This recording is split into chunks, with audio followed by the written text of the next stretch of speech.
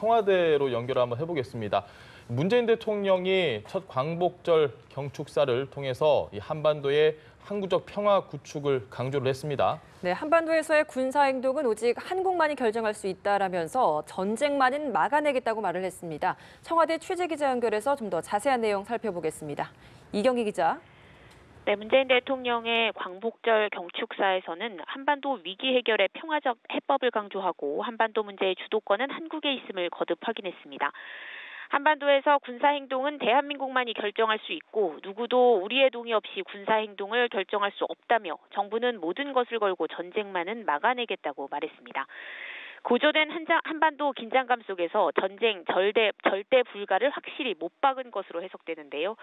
어떤 우여곡절을 겪더라도 북핵 문제는 반드시 평화적으로 해결해야 한다는 점을 거듭 언급하면서 우리와 미국 정부의 입장이 다르지 않다는 데도 방점을 찍었습니다. 문 대통령은 그러나 우리의 안보를 동맹국에만 의존할 수는 없고 한반도 문제는 우리가 주도적으로 해결해야 한다면서 운전대론을 재차 거론했습니다. 한반도의 시대적 소명은 두말할 것 없이 평화로, 한반도 평화 없인 동북아, 세계 평화도 없다면서 우리가 가야 할 길은 전 세계와 함께 항구적 한반도 평화체계 구축의 대장정을 시작하는 것이라는 점도 분명히 했습니다. 북한을 향해선 제재와 대화는 선의의 문제가 아니라면서 대화 의지를 재차 밝히는 동시에 적어도 북한이 추가적인 핵과 미사일 도발을 중단해야 대화의 여건이 갖춰질 수 있다는 점도 분명히 했습니다. 우선 쉬운 일부터 시작하자며 이산가족 상봉을 비롯한 인도적 협력 재개, 평창올림픽 참여 등을 거듭 제안했습니다. 네, 일본을 향한 메시지도 내놨습니다. 정권에 따라 변하는 역사 인식이 한일 관계에 걸림돌이 되고 있다, 이런 이야기를 했다고요.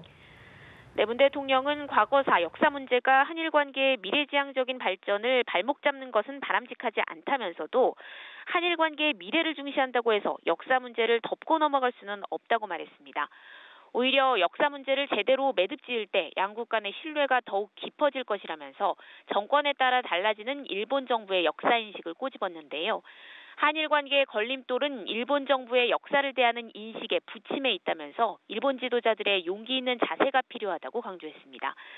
일본군 위안부와 강제징용 등 역사 문제 해결에는 인류의 보편적 가치와 국민적 합의에 기초한 피해자 명예회복과 보상, 진실규명과 재발방지 약속이라는 국제사회의 원칙이 있음을 강조하면서 우리 정부는 이를 지켜나갈 것이라고도 말했습니다. 문 대통령은 임시정부 기념관 건립을 약속하고 해외에 있는 독립유적지도 다 찾아내겠다면서 대한민국의 뿌리가 임시정부에 있음을 분명히 했는데요. 광복절 경축식 참석에 앞서서는 서울 효창공원을 찾아 백범 김구와 이봉창, 윤봉길, 백정기 의사 등 임시정부 주역들의 묘역에 참배하기도 했습니다. 지금까지 청와대에서 전해드렸습니다.